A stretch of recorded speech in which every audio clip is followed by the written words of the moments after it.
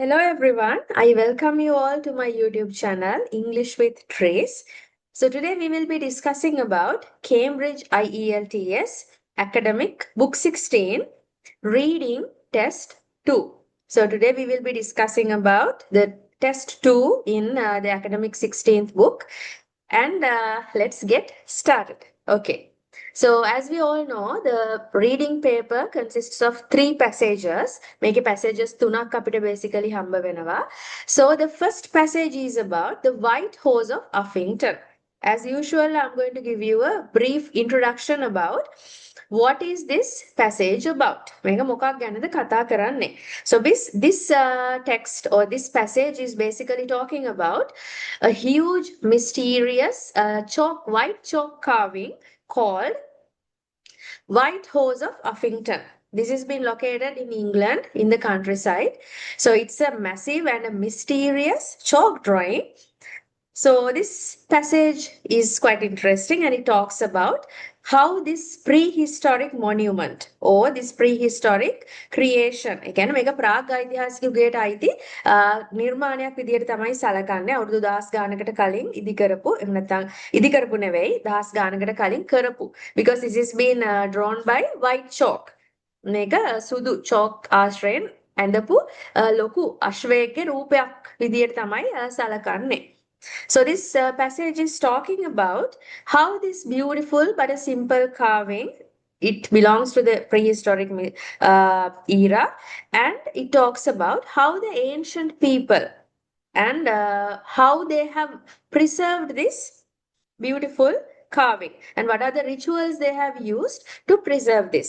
මේක ආරක්ෂා කරගන්න ඒගොල්ලෝ සංරක්ෂණය කරගන්න use කරලා තියෙන rituals එහෙම නැත්නම් විවිධ ආකාරයේ චාරිත්‍ර විදි මොනවද?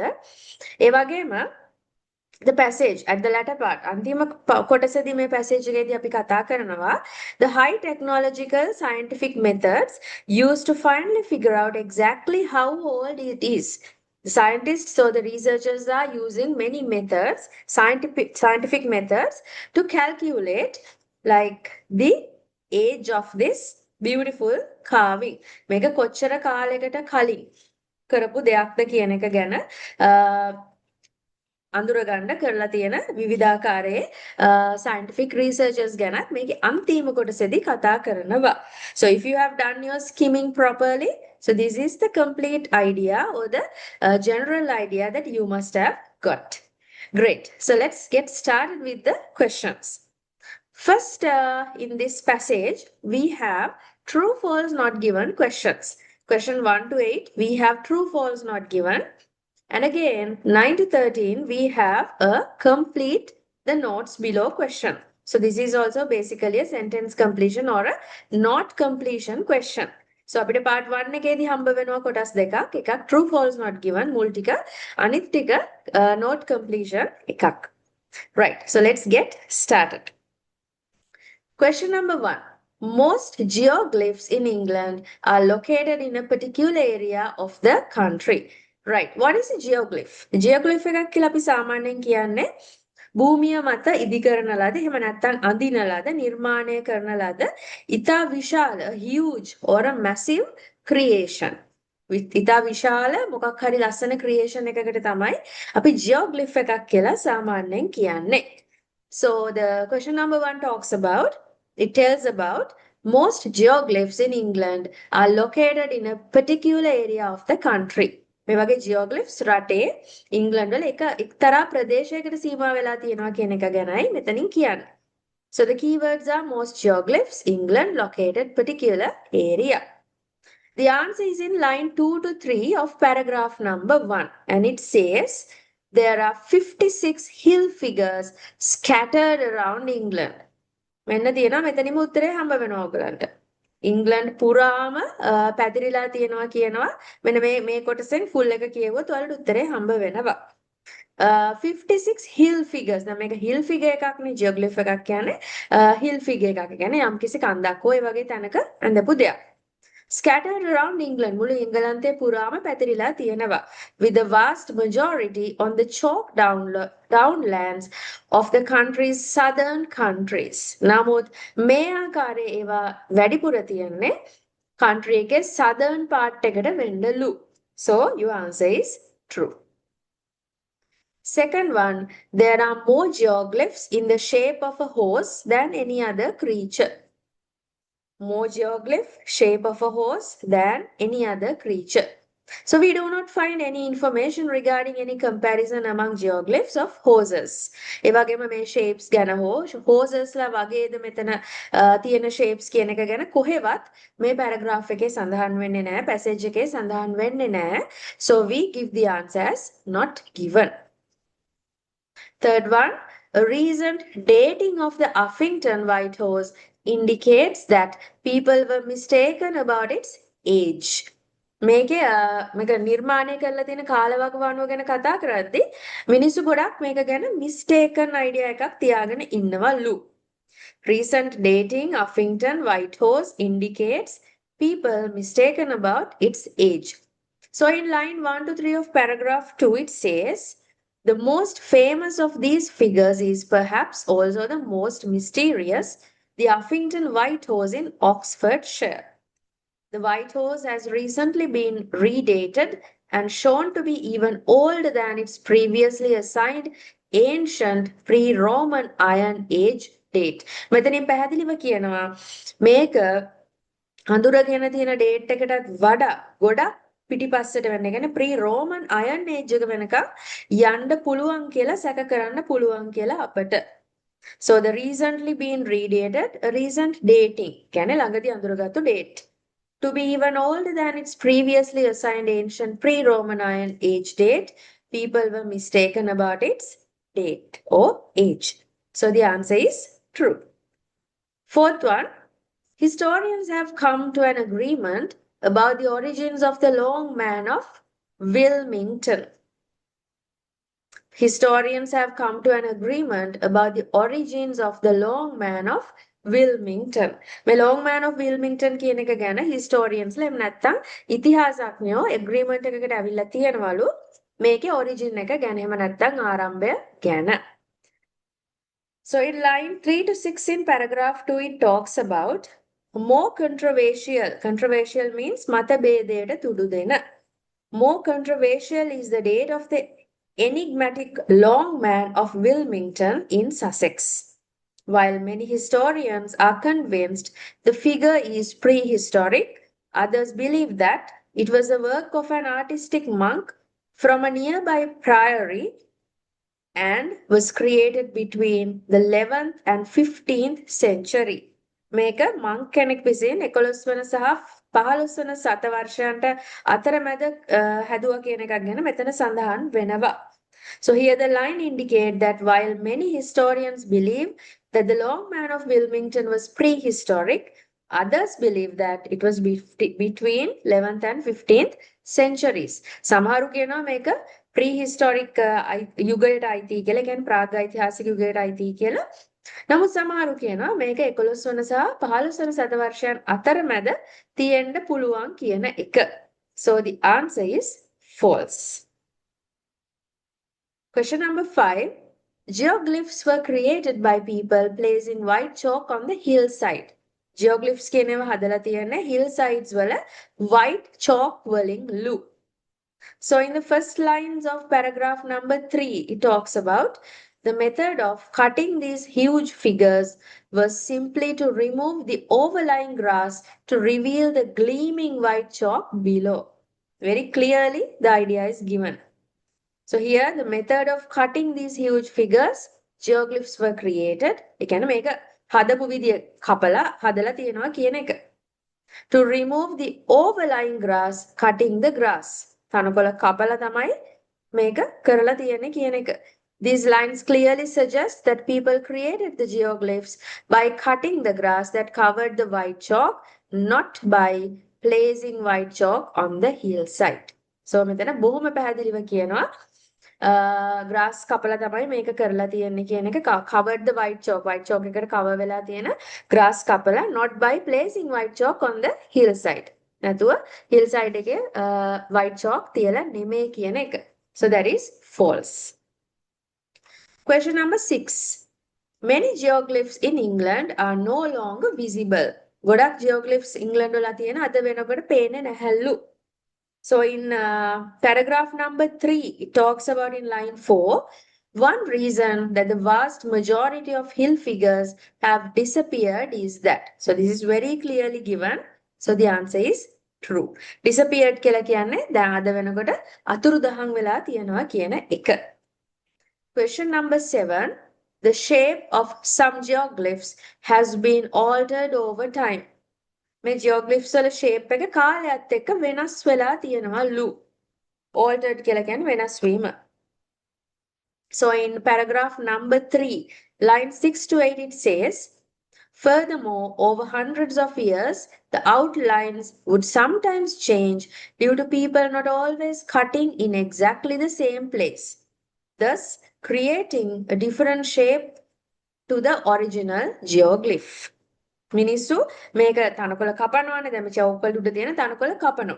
එතකොට ඒක කාලයත් එක්ක මේ කපන විදිය පොඩි පොඩි සුළු වෙනස්කම් වලට ලක් වෙලා තියෙනවලු. So ඒ නිසා මේක හරි. So your answer is true. Question number 8. The fame of the Uffington White Horse is due to its size. මේක මෙච්චර ප්‍රසිද්ධ වෙලා තියෙන්නේ මේකේ size එක නිසාලු.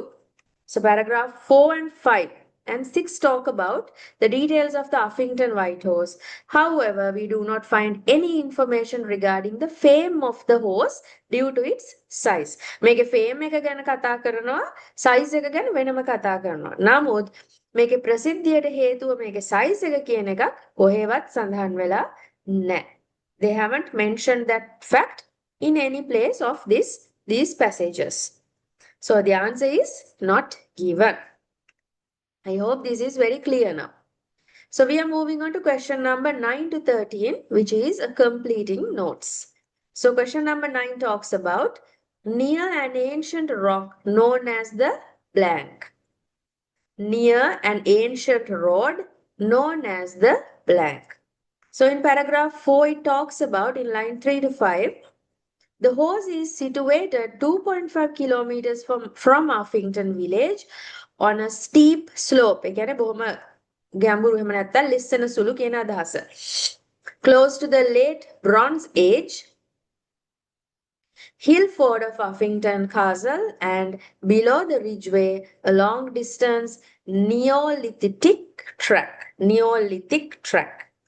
Okay, so here the horse, Uffington White Horse, situated, located below near Neolithic track, ancient road. Track කියන එකෙන් අපිට ගන්න පුළුවන් track. දැන් මේ Neolithic කියන වචනේ දන්නේ නැත්තම් වැඩි worry වෙන්න එපා. So track කියන එක අපිට road වලට ගන්න පුළුවන්. So it's very clearly understandable. The answer should be ridgeway. I hope it's clear. මේ road එකේ නමනේ අහන්නේ. So they have mentioned it as ridgeway. Question number 10. First reference to White Horse Hill appears in blank from the 1070s. 1070s. So keywords are like this: dating, first reference, White Horse Hill appears in 1070s. If we look at paragraph number 6 in the beginning, the writer says, the earliest evidence of a horse of Uffington is from the 1070s CE, when White Horse Hill is mentioned in documents from the nearby Abbey of Abington. So here the earliest evidence කියන එක වෙනුවට අපිට ගන්න පුළුවන් first reference mentioned appears in. So the answer should be documents. That is also very clearly given. Here mentioned in documents. මොකේද මේවා mention වෙලා තියෙන කියන එකයි අහන්නේ. First. 11. According to analysis of the surrounding blank, the horse is late Bronze Age, early Iron Age. So in paragraph number 7 in line 1 to 4 it's mentioned. However, in 1995, optically stimulated luminescence testing was carried out by the Oxford Archaeological Unit on soil from 2 of the lower layers of the horse's body and from anther cut near the base. The result was a date for the horse's construction somewhere between 1400 and 600 BCS, In other words, it had a late Bronze Age or early Iron Age origin. So here in the optically stimulated luminescence OSL testing ගැන කතා කරනවා. So according to analysis එකක්. So we can take it as a synonym. Two of the lower layers of the horse's body surroundings. එයාගේ වටපිටාව කියන අදහස එතනින් ගන්න පුළුවන්. So the answer should be soil. According to analysis of the surrounding of the soil. පස. ඒ ගැනයි මේ කතා කරන්නේ. Question number 12 was a representation of goddess Epona associated with protection of horses and blank. So in paragraph number 8, line 4 to 6, it talks, some researchers see the horse as representing the Celtic horse goddess Epona, who was worshipped as a protector of horses and for associations with fertility. This talks about this goddess Epona is famous for what? Horses and protection of horses and fertility. So the answer should be fertility. කියන්නේ සාපල්‍යතාවය. Question number 13 was a representation of a Welsh goddess called. Line 9 to 13, 9 to 11 in paragraph 8, it talks about it is possible that the carving represents a goddess in native mythology such as Rhiannon, described in later Welsh mythology. මෙන්න හම්බුණා අපිට ඔයාගේ keyword එක. So the goddess is Rhiannon. It's very clearly given. Good. So with that note, we are moving on to our second passage, which is I contain multitudes. This is also another very important and a very interesting topic. This talks about I contain multitudes. What does it talk about? It talks about germs actually. And in the passage, it talks that we should not fear for germs as much as we are. අපි බය වෙන තරම් කම්මේගොල්ලන්ට බය වෙන්න ඕනේ නෑ කියන එක. Something like this invisible world of microbes. ඒගොල්ලෝ ගැන තමයි මේ passage එකෙන් කතා කරන්නේ. And based on the book I Contain Multitudes, this text explained, මේ text එක explain කරනවා that we should not fear about bacteria and maybe like in the middle part and the latter part of the passage, it talks about the groundbreaking research that shows how these tiny organisms are essential for human health, from our digestion to our very survival. අපේ පැවැත්ම සඳහා අපේ ආහාර ජීර්ණ පද්ධතිය සඳහා මේගොල්ලෝ මොනතරම් අපිට උදව් වෙනවද කියන එක මේකෙන් කතා කරනවා. And අපිට කොච්චර එක important ද කියන එක. Right. So question 14 and 16, we have MCQ questions. 17 to 20, we have a summary completion question. Pretty interesting. And 21 to 26, we have yes, no, not given questions. So let's start with our MCQs. Right. So the question number 14, what point does the writer make about microbes in the first paragraph? So in the first paragraph, it talks microbes, most of them bacteria. මම මේක ආයසරයක් කියනවා bacteria කියන එකේ plural එක bacterias නෙමෙයි. හරි? Plural also bacteria. So you are not adding any s for this. Have populated this planet since long before animal life developed, and they will outlive us. මේගොල්ලෝ අපිට ගොඩාක් කලින් ඉඳලම මේකේ ඉන්නවා කියන එකක් ගැන සඳහන් වෙනවා. So they will outlive us. They will continue to exist for longer than the human race. මිනිසුන්ට වඩා ලොකු කාලයක් මේගොල්ලෝ පිටිපස්සට ඉඳලා ඉස්සරහටත් ඉන්නවා කියන එකයි මෙතනින් අදහස් කරන්නේ outlive. So the answer is D. They will continue to exist for longer than the human race. 15. In the second paragraph, the writer is impressed by the fact that in paragraph number 2, line 3 to 4, it says, What is amazing is that while the number of human cells in the average person is about 30 trillion, the number of microbial ones is higher about 39 trillion. So the synonyms would be what is amazing, the writer is impressed.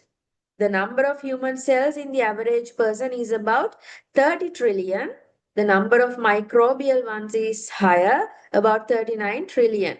And it is similar to this part. The average individual has more microbial cells than human ones. ඒ කියන්නේ human අපේ ඇඟ ඇතුලේ තියෙන cells වලට වඩා microbes ල ප්‍රමාණයක් අපේ ඇතුලේ ඉන්නවා කියන එකයි මේ අදහස් කරන්නේ. So the answer should be C. 16. What is the writer doing in the fifth paragraph? Paragraph 5, the writer explains, for most of human history, we had no idea that microbes existed.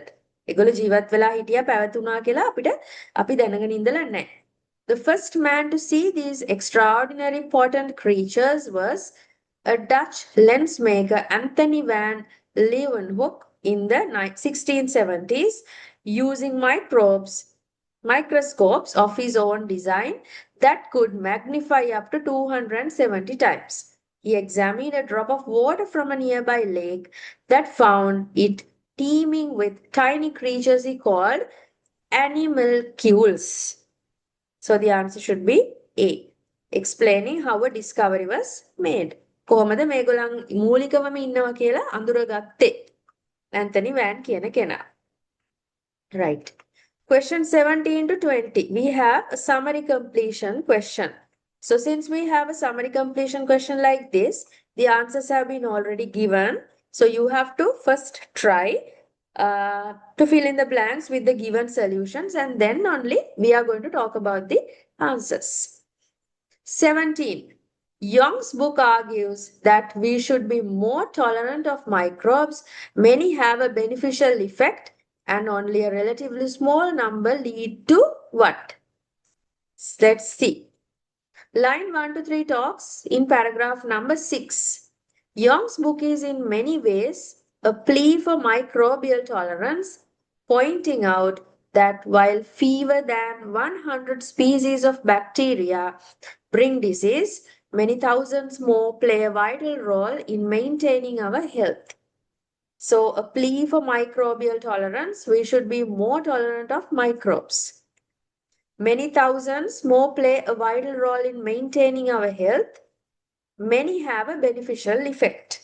ඉගෙන අපිට ප්‍රයෝජනවත් effect එහෙම නැත්නම් බලපෑමක් තියෙනවා කියන එක.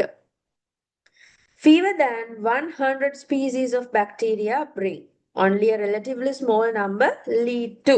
බොහොම සැලකිය යුතු පොඩි ප්‍රමාණයක් කියන එක. Disease, illness. So the answer is very clear. Illness. G. 18. And although it is misleading to think of microbes as friendly, we should also stop thinking of them as enemy. In fact, we should accept that our relationship with microbes is one based on. අපි මේක ගොඩක් වෙලාවට misleading idea එකක් වෙලා තියෙනවා microbes ලා friendly වෙනවා කියන එක, but අපි මේගොල්ලෝ enemies ලා කියලා හිතන එක නවත්තන්න ඕන කියන එකයි මෙතනින් අදහස් කරන්නේ. කොහොම වුණත් අපි පිළිගන්න ඕන මේගොල්ලොත් එක්ක අපිට තියෙන සම්බන්ධය එහෙම නැත්නම් රිලේෂන්ෂිප් එක මොකක් මත පදනම් වුණු දෙයක්ද කියන එක. ඒක තමයි මෙතන අහන්නේ. So in paragraph 6, line 5 to 7, it talks about, in reality, says Young, bacteria should not be viewed as either friends or foes. මේගොල්ලන් අපි යාළුවෝ විදියට අඳුරන්න ඕනෙත් නැහැ. තරහකාරයෝ ෆෝ කියලා කියන්නේ හතුරෝ. විදියට අඳුරන්න අවශ්‍යත් නැහැ. Villains or heroes. තරහ කියන්නේ villain කෙනෙක් කියන්නේ අර films වල දුෂ්ටයෝ කියලා අපි කියන්නේ like that, or heroes.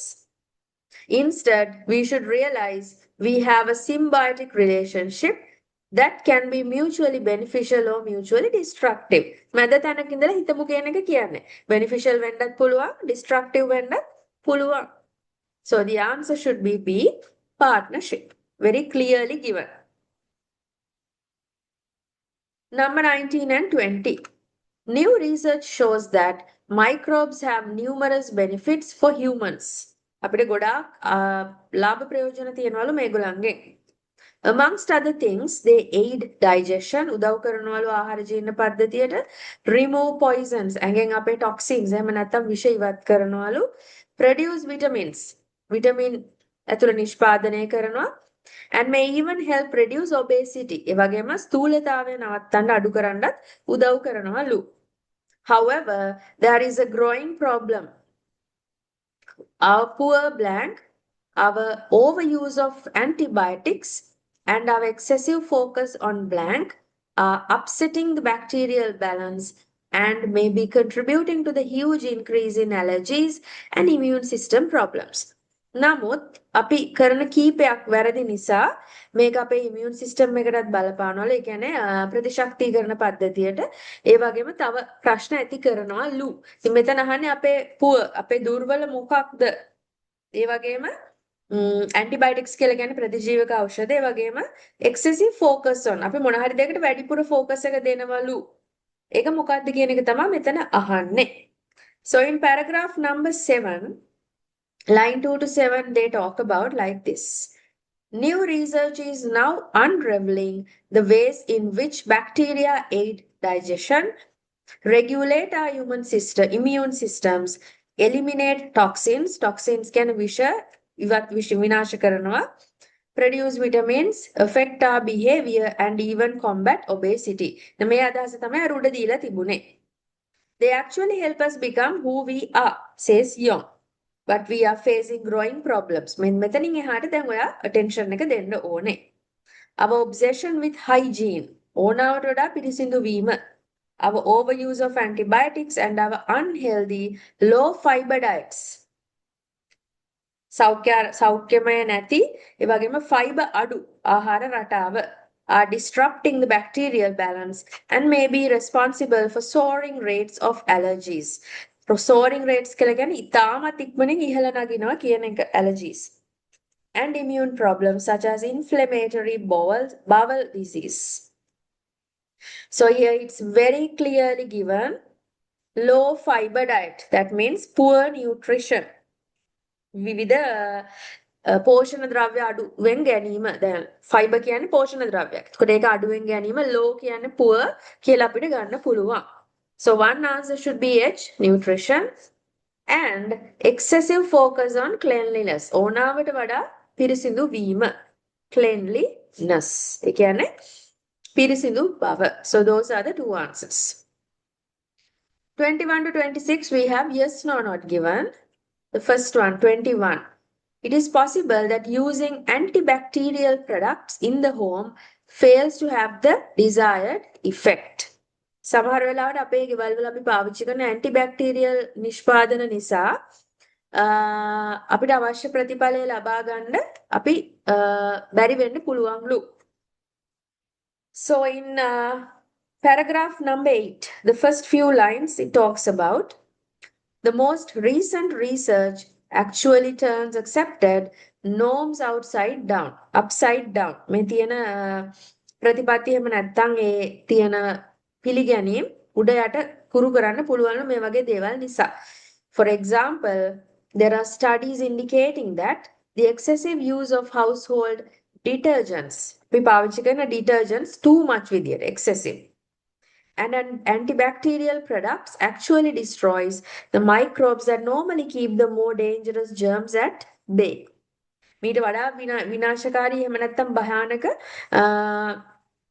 මයික්‍රෝබ්ස් ලව පාලනය කරගෙන ඉන්න මේ බැක්ටීරියා වලට ලොකු threat එකක්ලු අපි මේ පාවිච්චි කරන detergents එහෙම නැත්නම් antibacterial products. So the answer should be yes.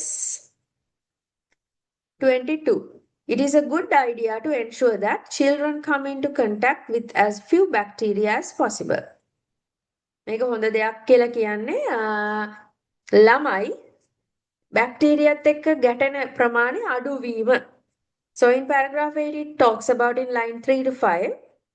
Other studies show that keeping a dog as a pet gives children early exposure to a diverse range of bacteria which may help protect them against allergies later.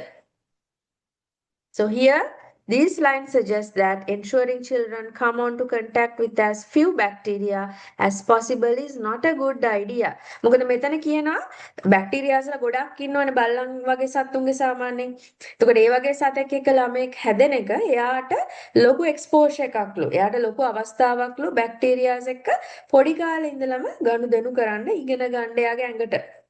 එතකොට මේකේ දීලා තියෙන අදහසත් එක්ක මේක completely විරුද්ධයි. ඒ නිසා answer එක no.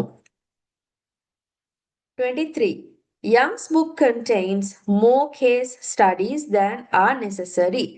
Young's book එකේ ඕනවට වඩා case studies තියනවලු. So in paragraph 8 and 9, it talks about these researchers and studies, but it does not provide any information whether Young's book contains more or less. මේකේ මේ දීලා තියෙන case studies ප්‍රමාණය වැඩිද අඩුද එහෙම දෙයක් ගැන මෙතන කොතනකවත් සඳහන් වෙලා නැහැ. So the answer should be not given. 24.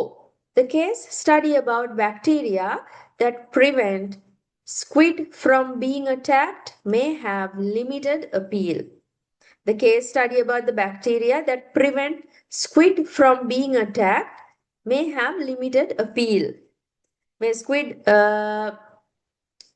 attack එකක් ගැන කතා කරනවා. ඒක limited appeal එකක් තියෙන දෙයක් කියලා කියන්නේ.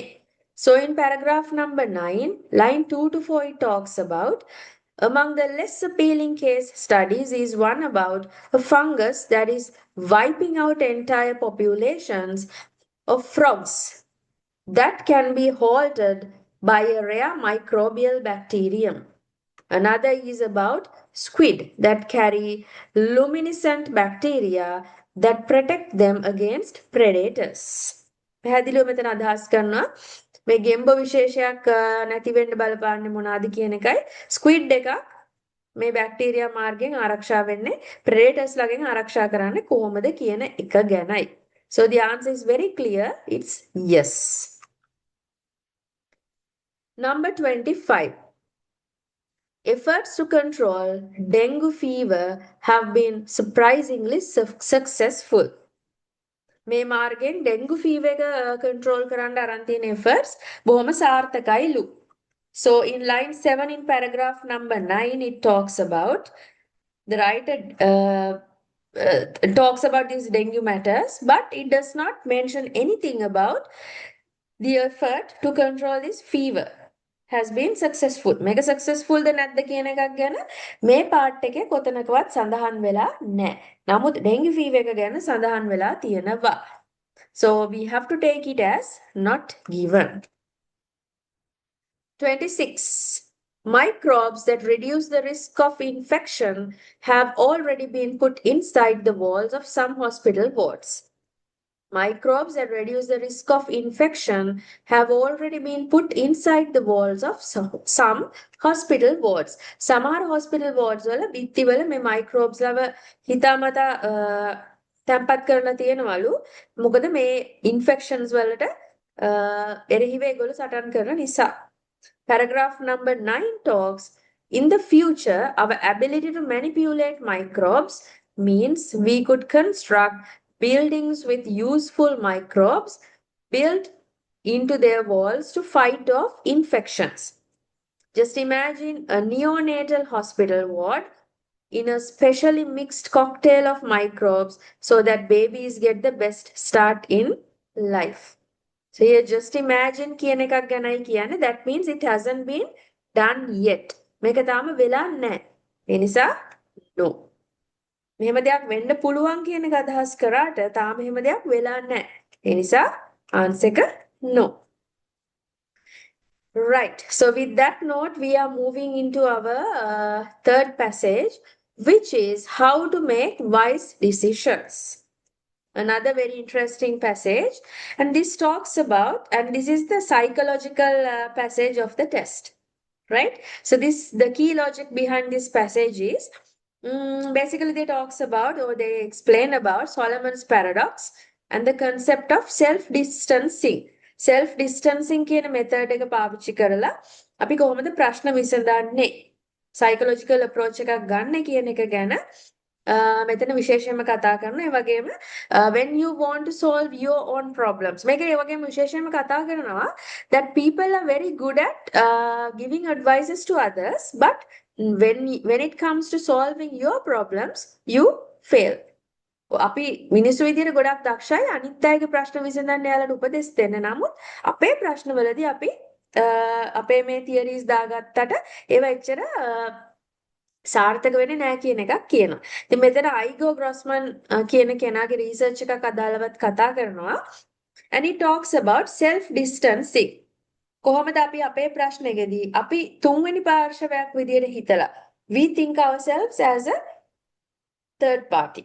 And then we can actually make wise decisions. So that's what this passage talks about. Right. So basically we first get MCQs again. And then you have summary completion again. And then true, false, not given. So these are the three types of questions you get for the third part.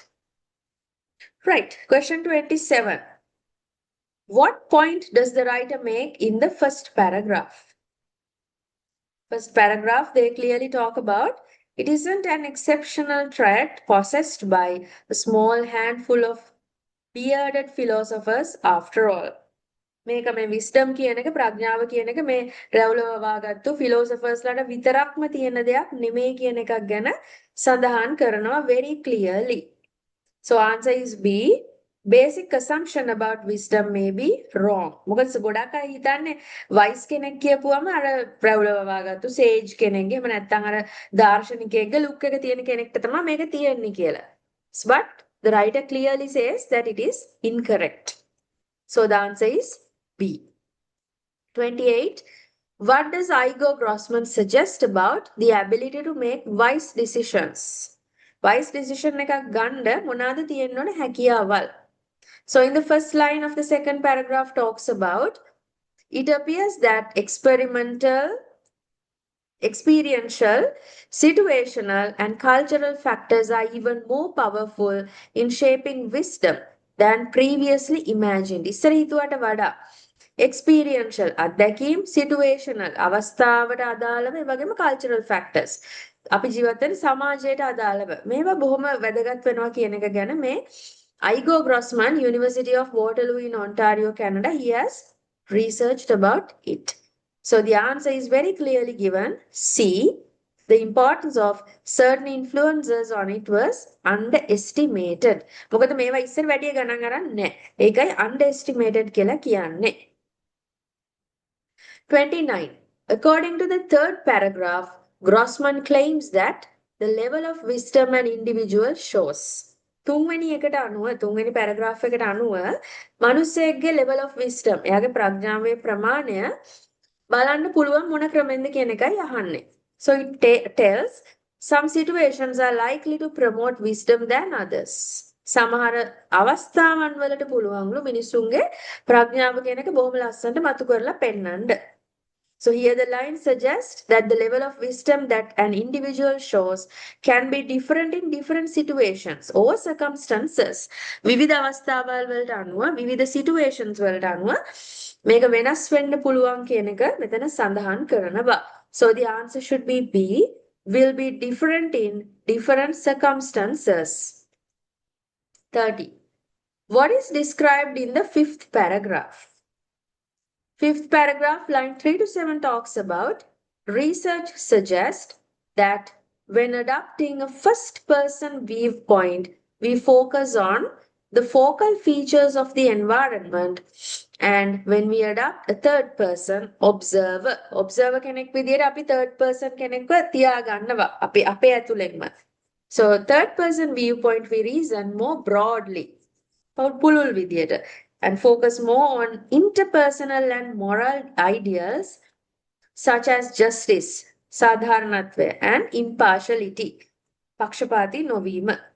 Looking at problems from this more expansive viewpoint appears to foster cognitive processes related to wise decisions. මනස සම්බන්ධව අපි කරගෙන යන මේ process එකේදී wise decisions ගැනීම සම්බන්ධව. මේක බොහොම වැදගත් කියන එකයි කියන්නේ.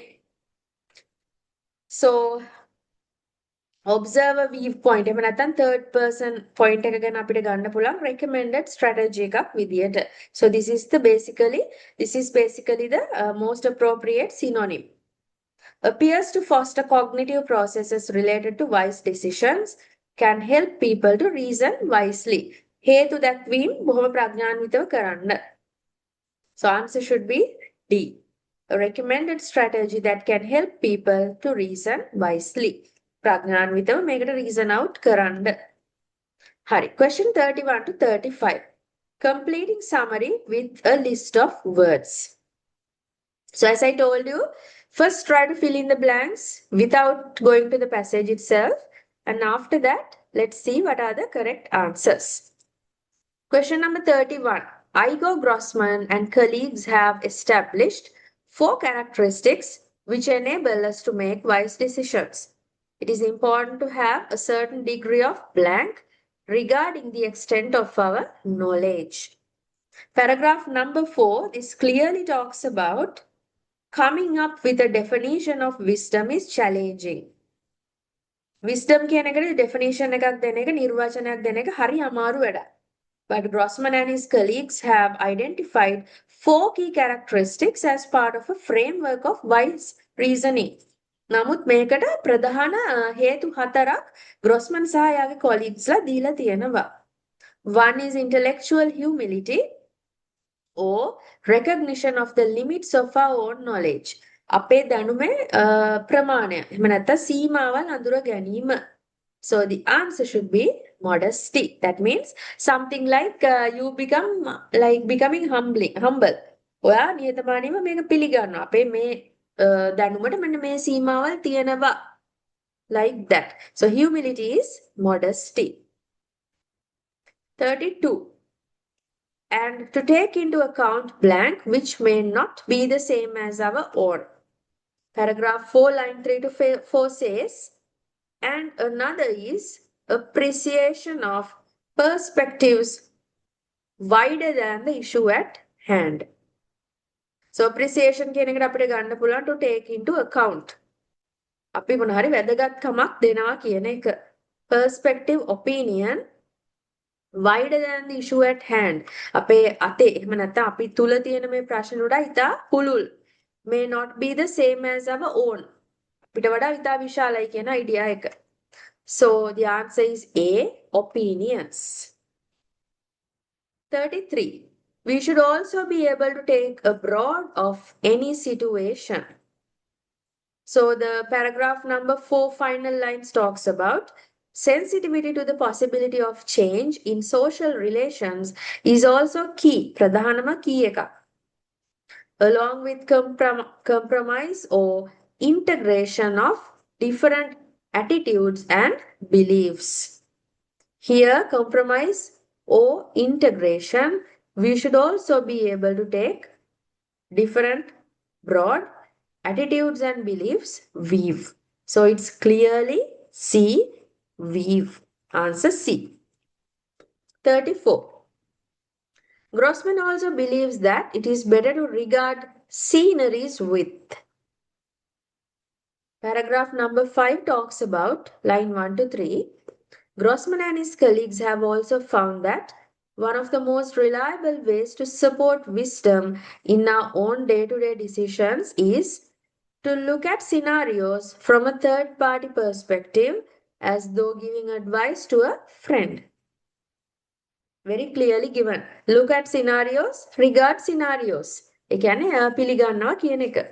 Third party perspective, තුන්වෙනි කෙනෙක්ගේ දැක්ම. Objectivity. So the answer should be objectivity. Perspective කියන එකට අපිට synonym එකක් විදිහට ගන්න පුළුවන් objective කියන එක. So the answer should be objectivity. 35. By avoiding the first person perspective, we focus more on blank and on other moral ideas, which in turn leads to wiser decision making. Paragraph 5, line 3 to 6, it's mentioned like this. Research suggests that when adopting first person viewpoint, we focus on the focal features of the environment. And when we adopt a third person observer, first person කෙනෙක් විදිහට අපි මේ ප්‍රශ්නයක් දිහා බලද්දී අපි focal feature of the environment. ඒ කියන්නේ අපි ඒක අපේ විදියට දැනෙනවා. නමුත් third person කෙනෙක් විදියට බලද්දී අපි observer කෙනෙක් විදියට මේ දිහා බලන්නේ. ඒ කියන්නේ නිරීක්ෂකයෙක් විදියට.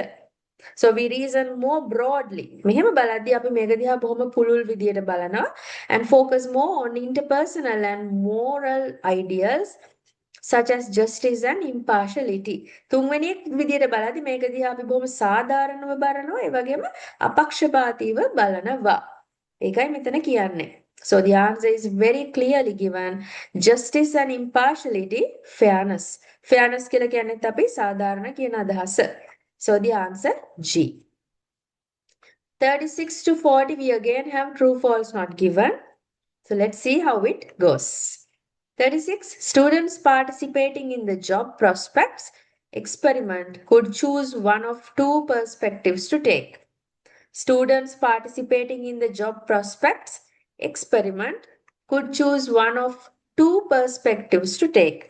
ස්ටුඩන්ට්ස්ලා මේ job prospects experiment එකක නිරත වෙනවා කියන එකෙන් one of two perspectives to take. perspectives දෙකක් මෙතන අපි consider කරන්න ඕන කියන එකක් ගැන අදහස් කරනවා. So paragraph number 7 line 1 to 4 it talks about, for example, in one experiment that took place during the peak of a recent economic recession, graduating college seniors were asked to reflect on their job prospects. The students were instructed to imagine their career either as if you were a distant observer or before your own eyes as if you were right there. එක්ක ඔයා මේක ඔයාට වෙච්ච දෙයක් විදියට බලන්න, එහෙම නැත්නම් ඔයාගේ ඇස් ඉස්සරහා සිදුවෙච්ච දෙයක් විදියට කන්සිඩර් කරන්න කියලා හේතු දෙකක්. Two perspectives දීලා තියෙනවා. So graduating college seniors students කියලා අපිට ගන්න පුළුවන්. ඒ වගේම students were instructed to imagine හිතන්න කියන එකක් ගැන දීලා තියෙනවා. The students could not choose. ඒගොල්ලන්ට මේක තෝරා ගන්න බෑ. ඒ නිසා දැන් මෙතන කියලා තියෙන choose කියලානේ. නමුත් මෙතන choose කරන්න බෑ. මොකද ඒගොල්ලන්ට instruct කරලා තියෙනවා. කියලා තියෙන දෙයි කරන්න. So it is false. 37. Participants in the couple's experiment were aware that they were taking part in a study about wise reasoning. මේගොල්ලෝ දැනගෙන හිටියලු මේක ගැන, එහෙම නැත්නම් wise reasoning කොහොමද අපි ප්‍රඥාන්විතව තීරණ ගන්න කියන එක ගැනයි මේ එක්ස්පෙරිමන්ට් එක යන්නේ කියලා. So in paragraph 8 it talks about the couple's experiment. However, there is no mention of whether the participants were aware or not. මේගොල්ලෝ මේක දැනගෙන හිටියද නැද්ද කියන එකක් ගැන කොහෙවත් paragraph 8 එකේ සඳහන් වෙන්නේ නැහැ. ඒ නිසා ඒක not given. 38. In the couple's experiments, the length of the couple's relationships had an impact on the results. මේ couples ලාගේ relationship එකේ තිබුණු duration එක, එහෙම නැත්නම් length එක, කාලය අනුව මේකට බලපෑමක් ඇති වුණාද කියන එකයි අහන්නේ. So again, in the paragraphs, it does not talk anything about the length of the relationships. මේගොල්ලන්ගේ මේ සම්බන්ධතාවයන් වල කොච්චර කාලයක් මේක පැවතුණාද කියන එක මේකට අදාළ කරගෙන කරගත්තා. එහෙම නැත්නම් අදාළ වුණා කියන එකක් ගැන කොහෙවත් කතා කරන්නේ නැහැ. So it is not given. 39. In both experiments, the participants who looked at the situation from a more detached viewpoint tended to make wiser decisions. මේ experiments දෙකෙන්ම participants මේ situation එකෙන් ටිකක් ඈත් වෙලා, එහෙම නැත්නම් තුන්වෙනි පාර්ශවයක් විදිහට මේක දිහා බලපු අයලු හැම වෙලේම wise decisions මේ ප්‍රශ්න ගැන ගත්තේ. හරි, එහෙම දීලා තියෙනවා. So in paragraph number 7 and 8 it talks about like this. 7 line 4 to 5. Participants in the group assigned to the distant observer, කියන්නේ ඈතින් බලනවා කියන එක distant role displayed more wisdom related reasoning. මෙතන පැහැදිලිව කියනවා ටිකක් ඈතට වෙලා ප්‍රශ්න දිහා බලන අය මේක දිහා wise decisions ගන්නවලු. distant observer කියන එකෙන් අදහස් කරනවා more detached viewpoint. අපි ටිකක් ඈත් වෙලා ප්‍රශ්නෙන් ඈත් වෙලා ඒක දිහා බලනවා. ඒ කියන්නේ මේක තමුන්ගේ කරගෙන නෙවෙයි. පිට කෙනෙක් විදියට. මේක ඇත්තටම අපේ ප්‍රශ්නවලට ගොඩාක් අපිට පෞද්ගලික දේවල් වලටත් යොදා ගන්න පුළුවන් ක්‍රමයක්. ඔයගොල්ලෝ මේ ක්ලාස් එකට අපි කියන්නේ පේපර් එකට අමතරව apart from the paper I would love if you all can read this passage very like nicely and properly because it gives you a very good life lesson. මේක අපිටත් අපේ ජීවිතවල ප්‍රශ්න විසඳන්න ගොඩාක් යොදා ගන්න පුළුවන් බොහොම practical ක්‍රමයක්. Right in paragraph 8, line 4 to 5 it says couples in the other's eyes condition were significantly more likely to rely on wise reasonings. දැන් couples උනත් දැන් ඒගොල්ලෝ ඇතුලේ ප්‍රශ්න විසඳනවට වඩා මම එළියෙන් බලනවා මේක මම පිටස්තරයෙක් විදිහට මේ මගේ boyfriend ගේ ප්‍රශ්නේ දිහා බලනවා. So then there's a high possibility that I tend to make wise reasoning. හේතු දැක්වීම බොහොම ප්‍රඥාන්විතයි. So the answer is true. Others eyes condition කියලා කියන්නේ more detached viewpoint. වෙන කෙනෙක්ගේ හැකින් ඒක දිහා බලනවා කියන එකෙන් අදහස් වෙනවා true. එහෙම නැත්නම් මේක ඇත්ත කියන එක. Right, last question. Grossman believes that a person's wisdom is determined by their intelligence to only a very limited extent. මෙයාගේ බුද්ධිමය ඒ කියන්නේ අපේ ඥාන වලින් එන බුද්ධිය තියෙනවානේ. එතකොට අපේ මේ ප්‍රඥාව කියන එක බොහෝ විට රැඳිලා පවතින ඥානවල මේ ඉන්ටෙලිජන්ස් එහෙම නැත්නම් අපේ බුද්ධිය මත කියන එක බොහෝම සුළු ප්‍රමාණයකට පමණයි අදාළ වෙන්නේ කියන එක ග්‍රොස්මන් believe කරාලු. So in the final paragraph, the author talks about we might associate wisdom with intelligence or particular personality traits. අපි සමහරවිට wisdom කියන එක intelligence බුද්ධිය මත හෝ particular personality traits එක එක්කනාගේ personal ගතිගුණ මත තීරණය කරනවලු. But research shows only a small positive relationships between wise thinking and crystallized intelligence and the personality traits of openness and agreeableness. එකඟවීම, openness, විවෘත භාවය මේවා ඔක්කොම බොහොම සුළු. ඒ කියන්නේ බොහොම limited ප්‍රමාණයකට පමණයි අපේ බුද්ධිය මත තීරණය වෙන්නේ කියන එක පැහැදිලිව මෙතන කියලා තියෙනවා. So we can take these phrases as synonyms. Small positive relationship between wise thinking and crystallized intelligence. Crystallized intelligence කියලා කියන්නේ පැහැදිලි බුද්ධිය කියන අදහස. A person's wisdom is determined by their intelligence to only a very limited extent. මේක තමයි අපිට මෙතන ගන්න තියෙන synonyms විදියට ගන්න පුළුවන් phrases. So the answer should be true. Right. So we are done with Cambridge IELTS Academic Book 16 Reading Test 2. So I shall see you soon with my next video, Reading Test 3. Until then, stay safe. I shall see you all soon. Thank you for watching.